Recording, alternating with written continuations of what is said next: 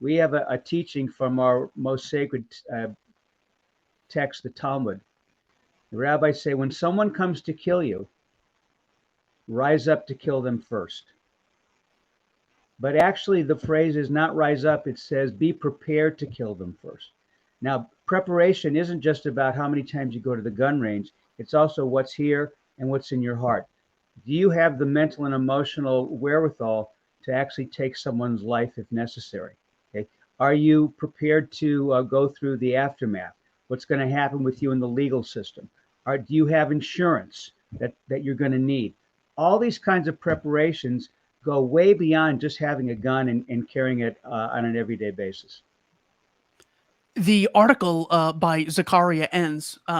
He goes through and lists a number of previous pieces of legislation. He mentions that it's really just the gun lobby that is promoting these things. It's not the everyday person. So really, if we pass all these laws, it's really only going to harm a bunch of rich people. That's always how they sell this stuff. He says, so when people throw their hands up and say we can't do anything about guns, tell them they're being un-American and unintelligent.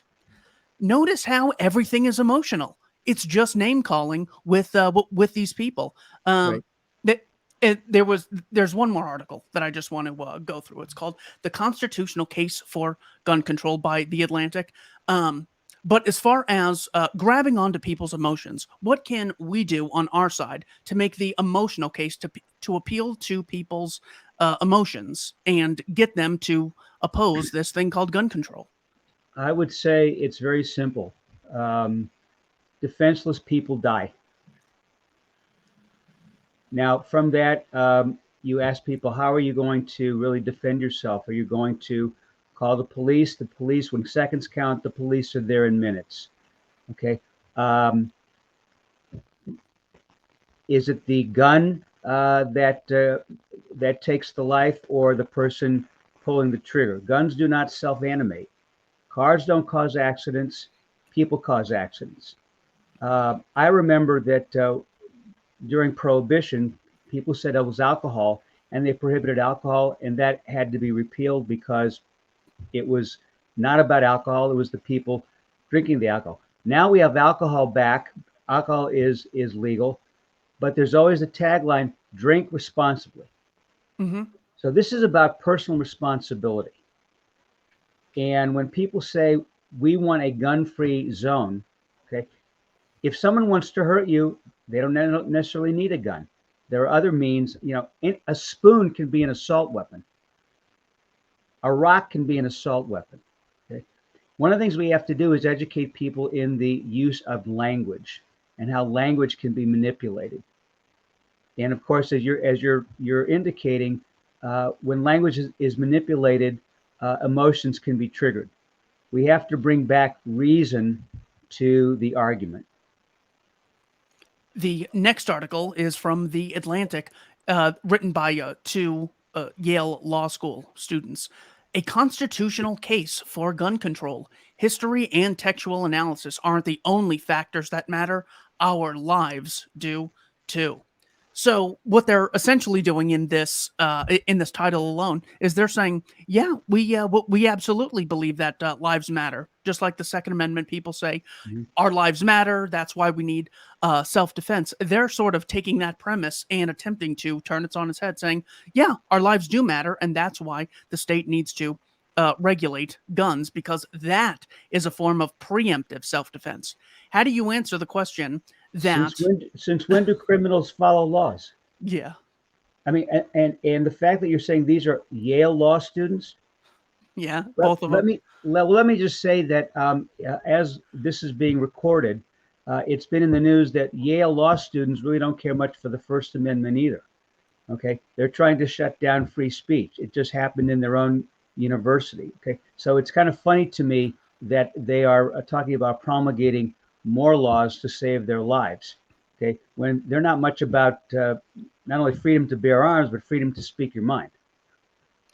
In the article, they say these include a collective understanding of self-defense, as well as constitutional guarantees such as the right to public assembly and interests such as access to public education. So what they're saying here is we need things like free speech, and we need the state to compulsorily fund education as well. And having no limits on guns, or few limits on guns, is a threat to all of these other things.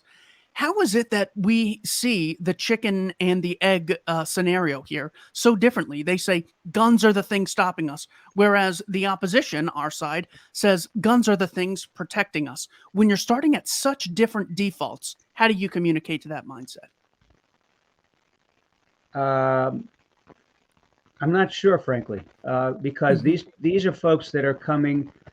They call themselves progressives. I happen to believe, and this has been ratified for me many times in the last couple of weeks. In the body of a progressive beats the heart of a totalitarian. Okay, and that's really what this is about. Okay, I'm convinced that if Jews would have had guns, more weapons, uh, when the Nazis were overtaking them and hurting them and persecuting them, if they hadn't been sheep, if there would have been more sheepdogs, things could have been very, very different. You're seeing that with Ukraine and Russia right now. Ukrainians are armed, they're resisting, don't know that they're gonna win. Okay, and certainly the things that are happening to them are reminiscent of what Hitler did, but they're resisting, and they're resisting bravely because they have arms and they have courage. Some of the responses that I see to when our side brings this up are just astonishing. So uh, again, this is a an educational failing. You will literally hear people say, "Well, it's okay for there to be virtually no gun laws for Ukrainians now because they're getting invaded right now. The U.S. is not at war, therefore it doesn't apply to us." How do you respond to someone who seriously says that, and let's assume is a well-meaning person? Dead is dead. Dead is dead. It doesn't matter if it's a Russian soldier attacking a Ukrainian civilian. It doesn't matter if it's an Arab terrorist attacking an Israeli civilian. It doesn't matter if it's a thug attacking you in New York City. It doesn't matter if it's a drug dealer attacking me in Whitehall, Ohio. Dead is dead. Okay. If I'm not doing anything to provoke someone and someone is attacking me and I'm innocent, I have a right and a religious responsibility to protect myself in the best way I can. Okay. And someone who denies me that ability is my enemy. Okay. Certainly. Yeah. Well, what they're saying is once you get invaded by an army that's trying to engage in like the very minimum acts of terrorism, killing civilians and trying to have a regime change war in Kiev, um, that's like saying you don't need an alarm system on your house until after your house has been burglarized. Well, the Absolutely. point is to create a disincentive and prevent such a thing from taking place. Correct. And Okay. if on the off chance it does, well, then you're able to respond to it immediately. You don't have to wait for the North American Treaty Organization to start sending weapons. I guess I see a little bit differently. If a fire starts in your house, yeah, you call the fire department. But if you've outlawed fire extinguishers, your house is going to burn down. Exact. Yeah, the fire extinguisher analogy. That's a good one. In the article, it says in courtrooms and law schools, advocates for regulation have traditionally made their case with more anodyne tools, textual analysis, and statistics. They have staked their claim on the textual reasoning that the word militia in the Second Amendment puts regulation of individual civilian gun ownership beyond the amendment's scope. When it comes to the word militia, what do you think the founders meant? Uh, the founders meant people who would get together and be sheepdogs. Okay, because at that time, first of all, in the wake of the revolution, it was hard to get the Continental Army together and keep it together. Okay, it was militias who came together to protect their families, their communities, when there wasn't the strong centralized government, to provide that defense. Okay, it wasn't about taking over the government, but of course, militia today has a different meaning. The article makes a really good point. Unfortunate for their side, but it's one that we need to embrace the advice of. They say gun control advocates need their own constitutional narrative, the concept of a prevailing interpretation of historical events. He says, Yale law professor Robert Cover wrote, no set of legal institutions or prescriptions exists apart from the narratives that locate it and give it meaning. According to Cover, narrative is what gives law moral authority. Do you have any ideas on how we can create an anti-gun control narrative in the minds of the populace? I do, but they're religious ones. Good. Yeah. Let's hear them. Go back to the Bible. I on my everyday carry holster, I have a quote from Psalms 144. Blessed is the Lord my rock, who trains my hands for battle and my fingers for war. Okay. Now that's from King David. I would remind everyone, David is the ancestor of the Messiah. In Christianity, that means that Jesus was his descendant. King David is his ancestor. Okay. David is known as a flawed man, but a man who was inspired by God. In Jewish tradition, he was the greatest government leader we had. That's why we believe the Messiah will come from his line. But the narratives in the Bible about David and his military prowess are what spiritualize this whole conversation. Okay, the Jewish narrative in the Bible is full of stories in which self-defense mandated by God was necessary. I know that folks often talk about beating swords into plowshares. What they don't always remember is that in the prophet Joel, it's just the opposite. Sometimes there's a time when we beat plowshares into swords. It depends on the circumstance. Okay, and it's not up to the government to tell an individual how or why should be the circumstances of how they defend themselves. Now, I would ask the question, with all this talk about gun control and laws, my question would be, how are those laws going to be enforced? What are the consequences of breaking the law? Because we know that the court systems today let people out, let criminals out regularly. In New York, because of the change in the bail laws, there's much more crime than there has been in years. So what good does gun laws do? What good does gun control do? There is also a major portion missing from this discussion when they say, well, we need thus and so, this or that kind of regulation.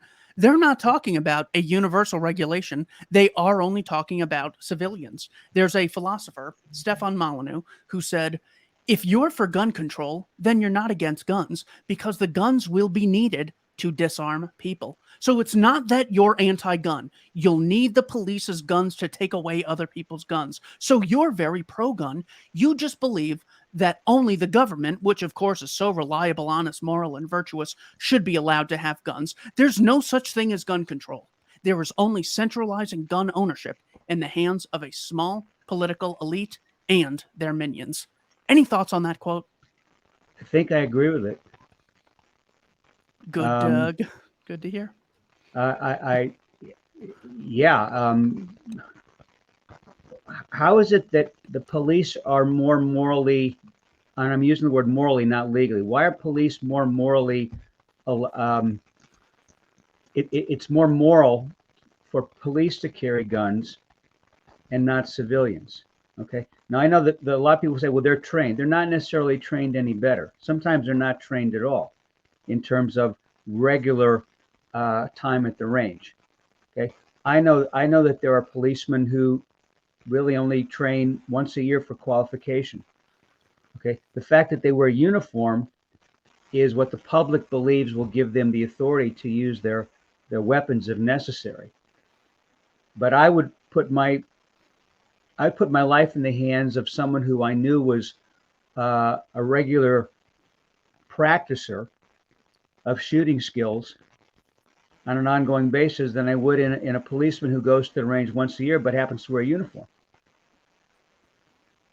It's all about training, and that really is what responsible gun ownership is about. When I talk about firearm use, I always use the adjective responsible.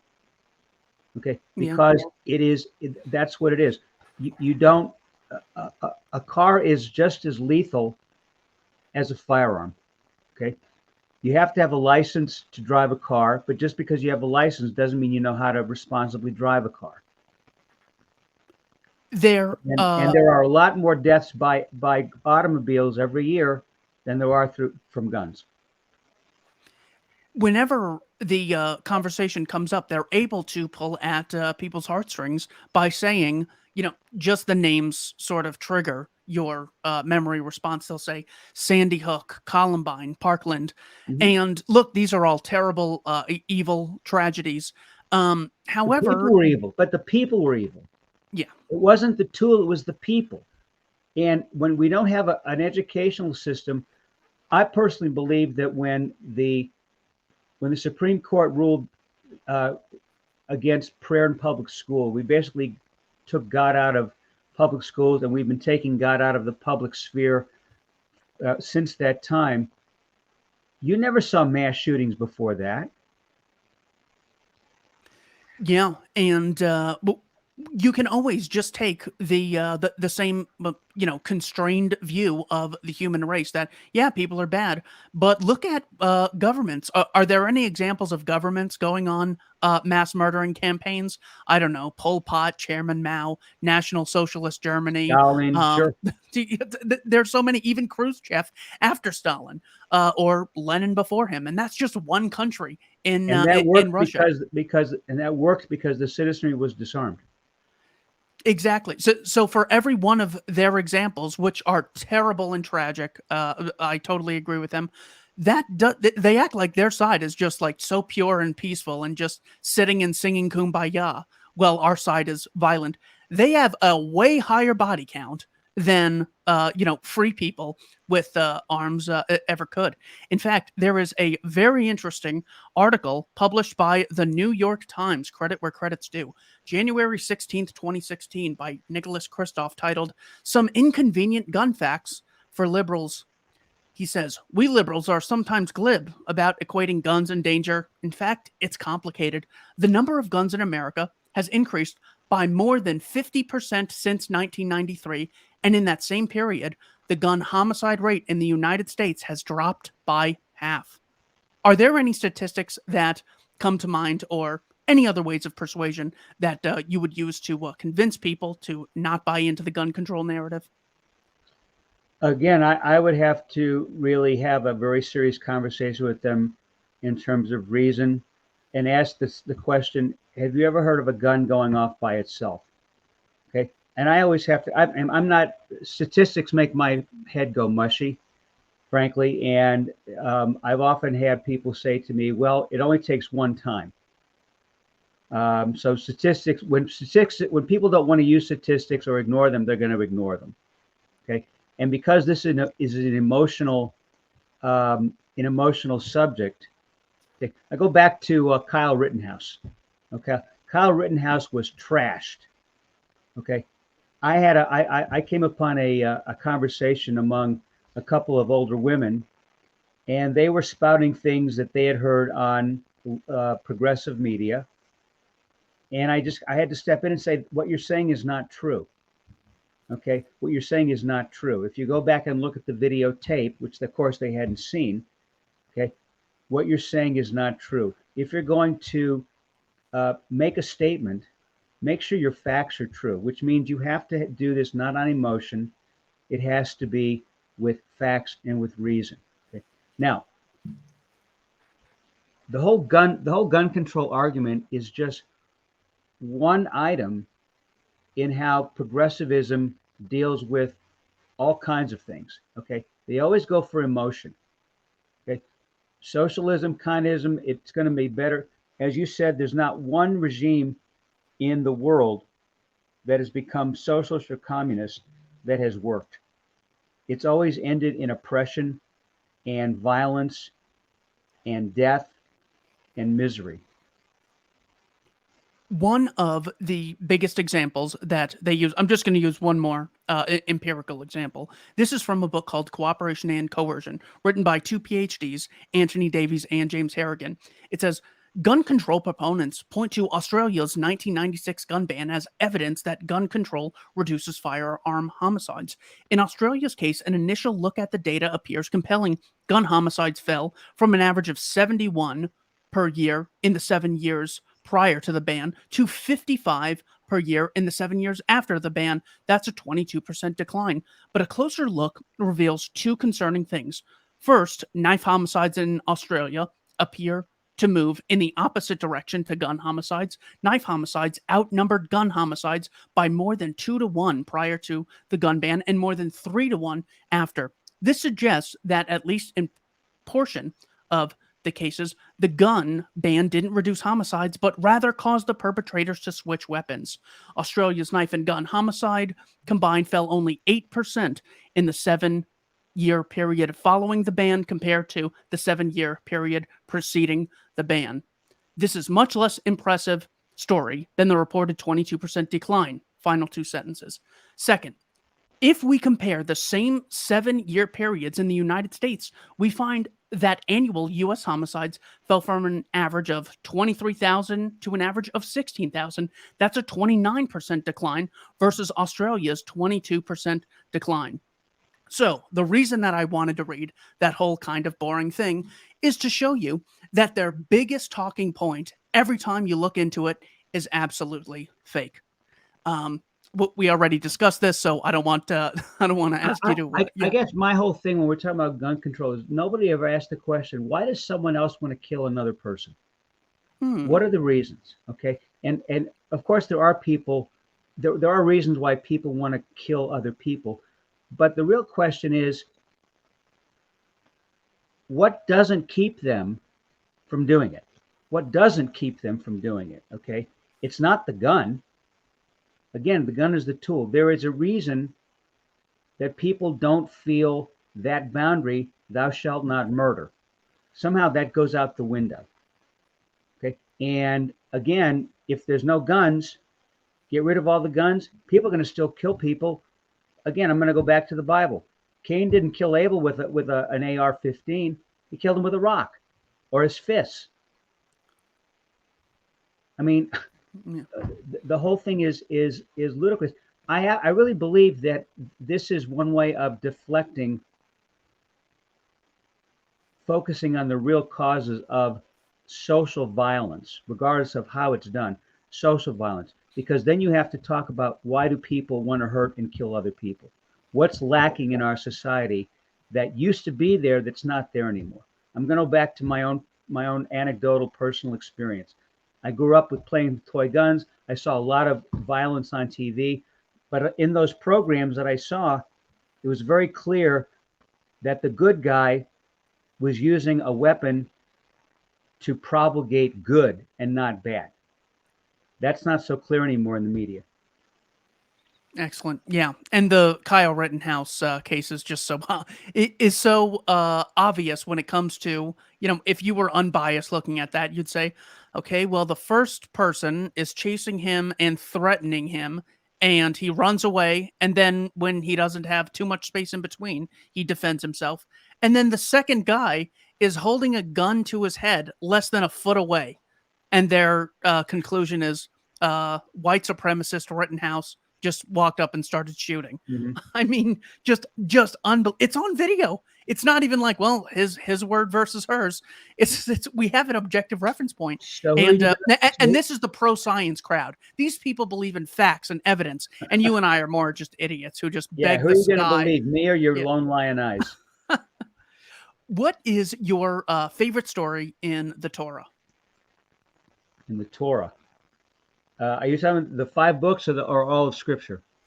Let's actually extend it to all of Jewish Scripture. Okay. Wow. Nobody ever asked me that question.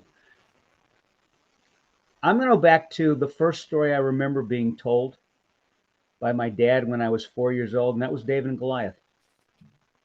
Um, I'm sorry to interrupt you, but I just want you to work this into your response. Please feel free to tell that story because I saw the David Bernini's David when I went to Italy. I think it was Bernini or Michelangelo's, Michelangelo. and um, and we were talking about it. And a number of people on that trip, we were all 18 at the time, had never heard this story at all. They knew I the reference, believe it. but they didn't know the story. Would you please tell the story as Sure. though some people haven't heard it? Yeah. Well, you kind of made my point by saying that because we're living in a generation where people don't know the Bible, which means they don't know um, key references in Western literature and Western civilization. The story of David and Goliath is that the nation of Israel was at war with the Philistines. The Philistines were more powerful, they had better technology. And in a certain valley, the Israelite army faced the Philistine army.